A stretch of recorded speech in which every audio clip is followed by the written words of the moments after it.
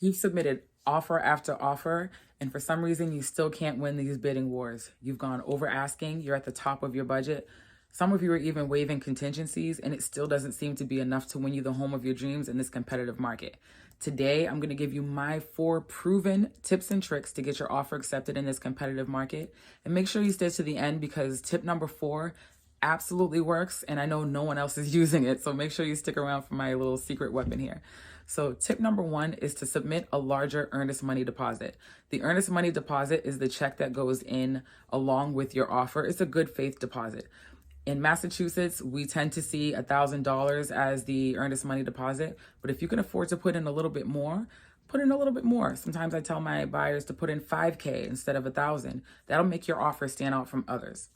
My second tip is to check out the house when you go for your first showing and see if the sellers have a lot of stuff. A lot of times, part of the anxiety of moving is, where am I going to put all this stuff? How am I going to get the house emptied out in time in order for closing? So what I like to do is write into the offer that the buyer will agree to remove all items that the seller no longer wanted but left behind and have the home clean themselves.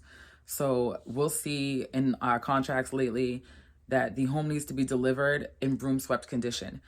If the last thing you're concerned about is whether the floor was swept, then you can write into the offer that you'll clean the house out yourself and just let the seller take what they want and remove whatever they can. That's going to make your offer stand out, and it's about convenience. It's not always about money at the end. I know it's shocking to think that cash isn't the bottom line for everyone, but it's not. Tip number 3 is one of my favorites that I feel like no one really uses, is to have your home inspection scheduled for the day after the offer is accepted. A lot of times people are waiving home inspections, and I never suggest that my buyers do that, even on a new construction, because you can find something wrong with a building that was built yesterday. So I like to tell them to schedule the inspection for the next day. That way the seller gets a little relief, because it's not something they have to wait a week for and wait for results and see if the buyer's going to try to negotiate more. It's taken care of right away. It's out of the way, and you can move on to the purchase and sales side of the deal.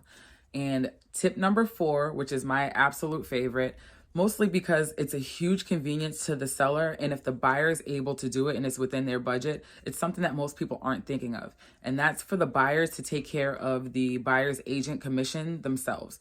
A lot of the times the sellers don't even want to pay their own agent to represent them, so the last thing they want to do is have to split some of that money along with a buyer agent. So if you're able to pay the buyer's agent commission on your own and write it into the offer as buyer agrees to pay buyer agent commission, that's money off of the seller's bottom line, and that's going to make your offer look a lot more attractive than others. If you found these tips to be helpful, don't forget to hit the like button and comment below. Let me know if any of these actually help you to get your offer accepted. If you're looking for assistance right now, feel free to give me a call, shoot me a message, send me a text message, whatever works for you, and I'd be happy to help you get your offer accepted today as well.